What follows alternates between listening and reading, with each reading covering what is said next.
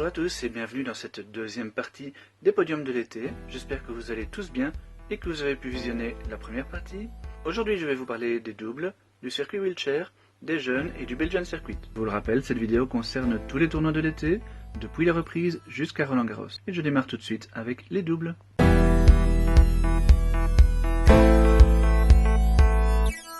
On avait presque pris l'habitude d'accumuler les résultats exceptionnels de nos joueurs belges en double.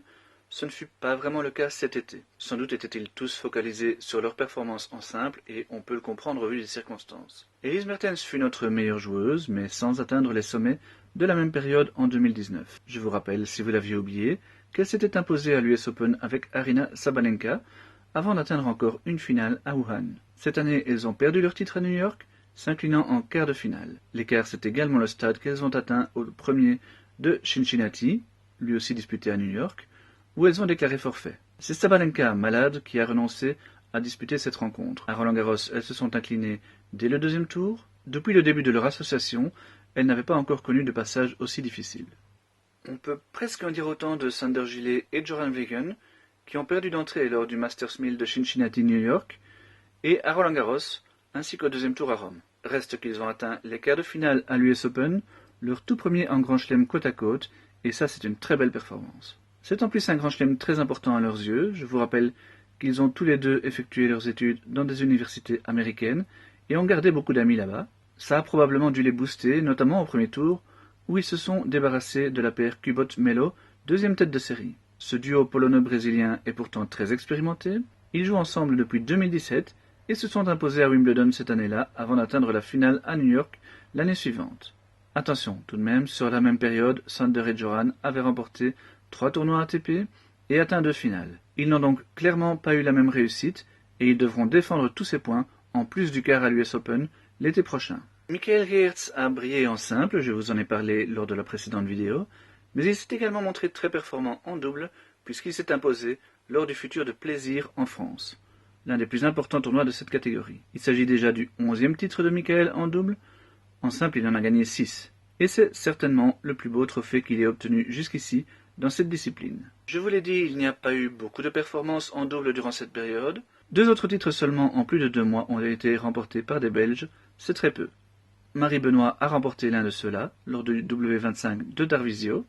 Il s'agit de son 7e titre ITF en double, et de son 4e tout de même dans un 25 000 $. Elisa Van Langendonk y est allée également de son petit succès. C'était le 4e de sa carrière, et c'était lors du 15 000 $ de Monastir.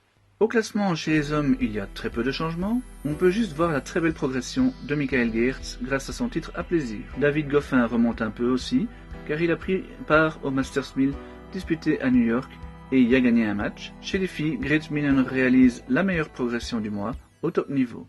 On enregistre également 2 entrées, dont celle de Vicky Van de Peer, qui a signé ses 2 premières demi-finales ITF, aux côtés d'Aksana Maren, elle aussi en hausse.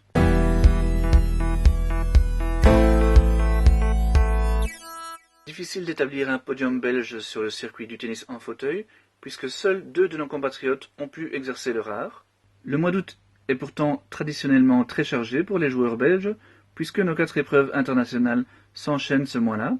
Malheureusement, elles ont toutes été annulées, ce qui explique que si peu de nos joueurs ont repris la compétition. C'est bien sûr Joachim Gérard qui a réalisé les meilleures performances, puisqu'il a pu disputer les 2 grands chelems. Son bilan jusqu'ici dans ce type d'épreuve était plutôt moyen, avec une seule finale, 2 demi et surtout 11 défaites d'entrée. Je rappelle que les tableaux de Grand Chelem en fauteuil ne comprennent que 8 joueurs qui débutent donc le tournoi directement en quart de finale.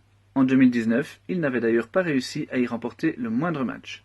Demi-finaliste à Melbourne en janvier, il a poursuivi dans cette veine avec une nouvelle demi à l'US Open et surtout sa 2e finale en Grand Chelem de sa carrière à Roland Garros. S'il avait réussi à prendre un set au numéro 1 de la discipline Shingo Kunieda à New York, il a carrément battu le japonais à Paris pour s'offrir cette place dans l'ultime rencontre, et il est même passé très près du titre puisqu'il mena 3-1 dans le dernier set face à Alfie Hewitt et obtint même 4 balles de double break.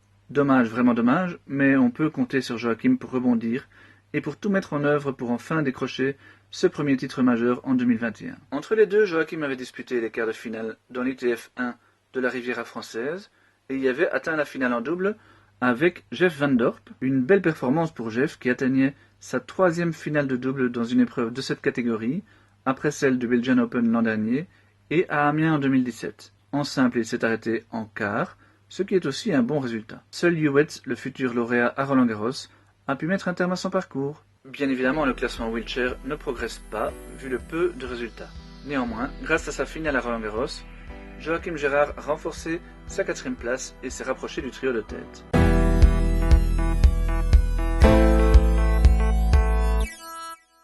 Chez les jeunes aussi, les épreuves belges ont été supprimées durant l'été, que ce soit les tournois juniors de Limlet, Mazeikiel et Bree, ou les nombreux tournois Tennis Europe en U16, U14 et U12. Même la streetball, qui a un temps pensé pouvoir rester scotché à Roland-Garros et être disputée exceptionnellement mi-septembre, a renoncé à ce projet. Dès lors, les jeunes Belges ont été nettement moins nombreux sur les cours européens, mais les meilleurs d'entre eux ont tout de même fait leur retour, et c'était primordial pour eux afin de démarrer 2021 en gardant leur bon classement. Et c'est Anne van de Winkel qui a très nettement été la plus performante. De retour dès la réouverture du circuit junior début septembre, elle a atteint la finale du J4 d'Eindhoven aux Pays-Bas, où elle était tête de série numéro 1.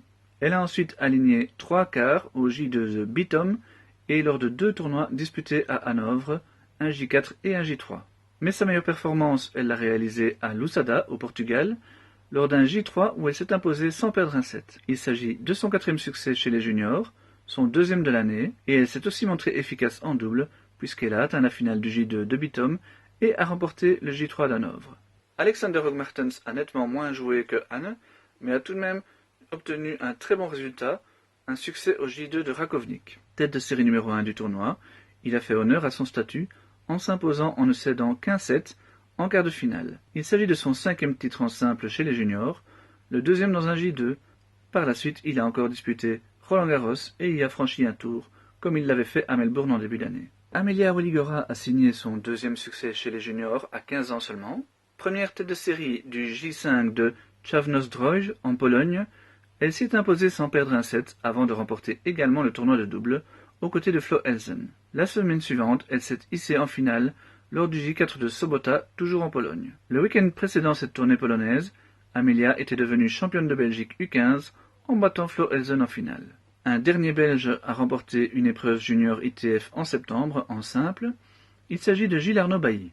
Obligé de jeter l'éponge lors du premier tour de son tournoi de reprise au J3 de Bruchkobel, Gilles Arnaud s'est bien repris pour s'imposer au J4 de Hanovre en simple et y disputer la finale en double. Gilles Arnaud, qui vient seulement de fêter ses 15 ans il y a un mois, avait déjà remporté son premier tournoi junior à Malmö. Son grand frère Pierre-Yves Bailly, qui a fêté ses 17 ans la semaine passée, est lui déjà classé aux alentours de la 100e place mondiale. En septembre, il a atteint un quart de finale lors du J2 de Pilsen, puis s'est hissé en finale au J3 de Bruchkobel. La première semaine, il était également en finale du double avec Michael de Boos. Retour réussi pour Martin Katz, qui a signé un quart au J4 d'Eindhoven, puis surtout 2 demi lors du J2 de Pilsen et du J3 de Bruchkobel. De ce dernier tournoi, il est même revenu avec le trophée en double. Cet enchaînement est très intéressant dans la perspective de sa dernière année chez les juniors en 2021. Vu qu'elle n'a que 15 ans, Sofia Kostoulas pourrait encore disputer ce circuit pendant 3 saisons complètes. Sans être extraordinaire, son retour est plutôt bon également. Son meilleur résultat fut une demi-finale au J2 de Bitom.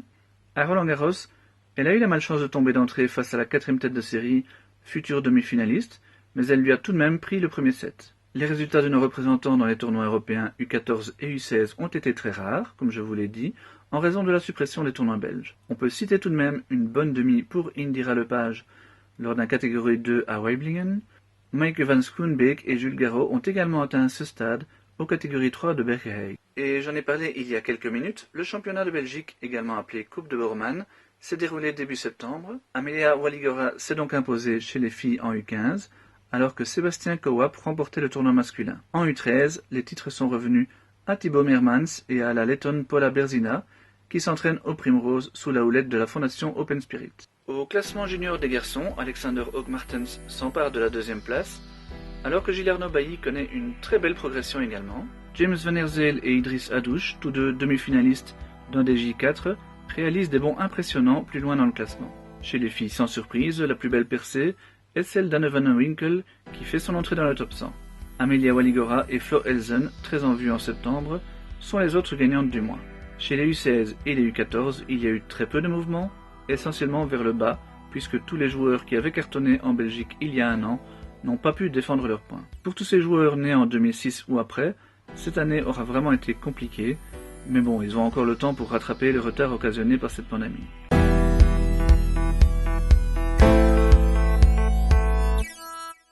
Le Belgian Circuit a pu reprendre ses droits dès le début du mois de juillet, et si l'on accepte quelques épreuves de Noël, la majeure partie du circuit s'est donc déroulée en juillet-août et est donc couverte par cette vidéo. Paradoxalement, si le circuit a offert moins d'épreuves 5 étoiles, plusieurs ayant été supprimées, il n'a jamais été aussi relevé, puisque pas mal de Serie A internationales y ont pris part dans le but de préparer leur retour sur le circuit ITF voire Challenger.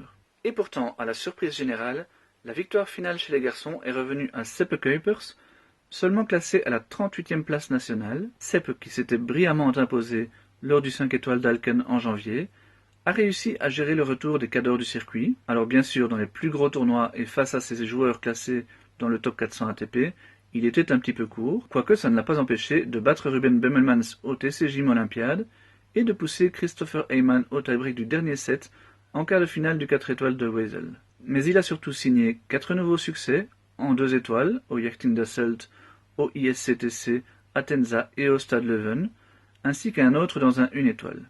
Et ce fut suffisant pour rester en tête du classement général. Sepp n'a que 22 ans, avait réalisé une belle carrière chez les juniors, où il a eu l'occasion de croiser le fer avec des joueurs comme Tsitsipas ou Auger Aliassime, mais il n'a pas voulu se lancer dans une carrière internationale et est désormais entraîneur à la Wilson Academy à Genk, où il suit entre autres Anne van Nieuwinkel. C'est également dans cette académie que s'entraîne la gagnante chez les dames, Lara Salden. La victoire de Lara, 9e joueuse belge, était bien sûr nettement plus attendue, mais elle n'en est pas moins remarquable. Puisqu'elle se destine aujourd'hui à 100% au circuit international, elle ne s'est servie de ce circuit que comme d'un tremplin pour avoir quelques victoires dans les jambes avant de repartir sur l'ITF World Tour. Elle n'a donc disputé que 4 épreuves, mais ce fut suffisant. Battue en demi-finale du 5 étoiles du Bercuy, en 3-7 par Marina Zanevska, elle s'est tout simplement imposée lors des 3 autres épreuves, le 5 étoiles d'Alken, le 4 étoiles du Panorama et le 3 étoiles de Tenza. Elle termine même avec une avance assez large sur ses poursuivantes, dont plusieurs ont disputé 2 voire 3 fois plus de tournois qu'elle. Le principal rival de Seppe Kuipers fut Yannick van den Bulck, qui ne joue plus non plus sur le circuit international, mais l'entraîneur du Garissard a remporté 4 épreuves, 2 3 étoiles à Audrimont et au Legia Sport, et 2 étoiles, dont celui de son club. Il fut aussi demi-finaliste du 5 étoiles du Bercuy. Yannick a déjà remporté ce circuit 3 fois, et en est chaque année l'un des principaux protagonistes. C'est Romain Barbosa, 2e en 2019, qui complète le podium cette année. Le Namurois était en très bonne position après s'être imposé aux 2 étoiles de Beaufailly et surtout aux 5 étoiles d'Alken, mais une blessure survenue lors du 3 étoiles de Fayembois a ruiné ses espoirs de terminer en tête. Chez les filles, la 2e place est revenue à Magali Kempen, qui, comme Lara Selden, disputait surtout ce circuit comme une préparation pour les tournois internationaux. Ça ne l'a pas empêché d'atteindre la finale aux 5 étoiles d'Alken, battue seulement par Lara en 3-7. C'est d'ailleurs cette rencontre qui fut décisive pour l'obtention de la première place. Magali s'était également imposée dans un 2 étoiles et un 1 étoile. Clartje Liebens termine à la 3e place du classement féminin, ce qui est sa plus mauvaise position depuis 2013. Ces 6 dernières années, elle a en effet remporté 4 fois ce circuit et terminé 2 fois à la 2e place. Avec 4 succès, mais aucun dans des épreuves de plus de 2 étoiles, son rendement n'a pas été le même que les saisons précédentes. Elle n'a par exemple pas atteint la moindre finale dans des épreuves de plus de 2 étoiles. Difficile dès lors de revendiquer une place pour le titre. Absente presque un an tant sur le circuit international que sur le Belgian Circuit, Aksana Marijn a été l'une des animatrices de cette saison. Du fait de son absence, elle n'était plus que B-15-4 et n'était donc pas tête de série dans de nombreuses épreuves. Il lui est même arrivé de devoir passer par un tableau préliminaire. Dans cette position, elle a très souvent créé la surprise, dominant notamment Clartje Liebens à 4 reprises. Elle a également battu 2 fois Vicky van de Peer. Celle-ci a tout de même remporté 5 épreuves, dont 2 étoiles, ce qui lui permet de terminer dans le top 5 pour la 2e fois de sa carrière. Grâce à son premier succès dans un 4 étoiles dans son club du Panorama, Denis Bogart termine pour la première fois dans le top 5. En finale, il est venu à bout de Zizou Bergs, 4e du classement final, au terme de 3 sets spectaculaires. Vainqueur de pas moins de 6 titres, dont son premier 3 étoiles à Moucron, Maxime Lapraille est sans doute la révélation de ce circuit. Il termine en tout cas pour la première fois dans le top 10. Clément Gaines, un autre joueur plus habitué au circuit international, a remporté le 4 étoiles du Lovanium et le 3 étoiles du TC de raquette. À seulement 19 ans, Gauthier Auclin a créé la surprise en s'imposant lors du 5 étoiles du Bercuy et aux 4 étoiles de Visé. Sans une blessure qu'il a ensuite arrêtée, il aurait pu venir se mêler à la lutte pour le titre.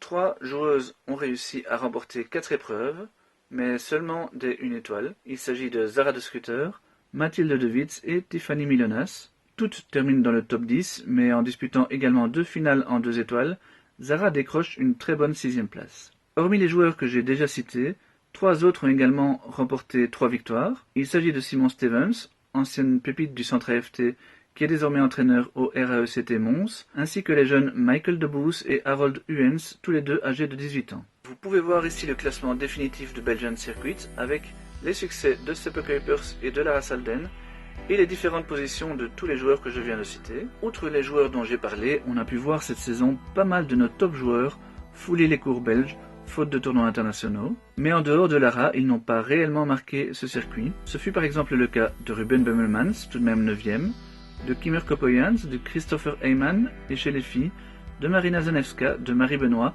ou de Kimberly Zimmerman. Voilà, ceci conclut cette deuxième partie de nos podiums de l'été. J'espère qu'elle vous a plu. N'hésitez pas à liker, à commenter et à vous abonner à la chaîne YouTube ou à notre groupe Facebook si ce n'est pas déjà fait. Je vous retrouve pour les podiums d'automne au mois de décembre, en espérant que tout se passe bien pour vous d'ici là. Prenez soin de vous et de vos proches. À bientôt.